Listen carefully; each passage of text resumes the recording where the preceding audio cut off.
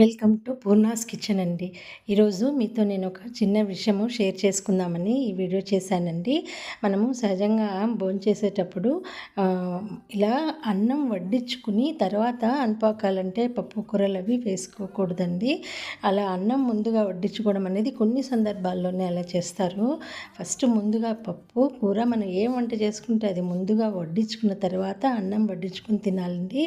ఇది తెలియని వాళ్ళకి ఎవరికైనా ఉంటే ఉపయోగపడుతుంది ఈ చిన్న వీడియో చేశానండి.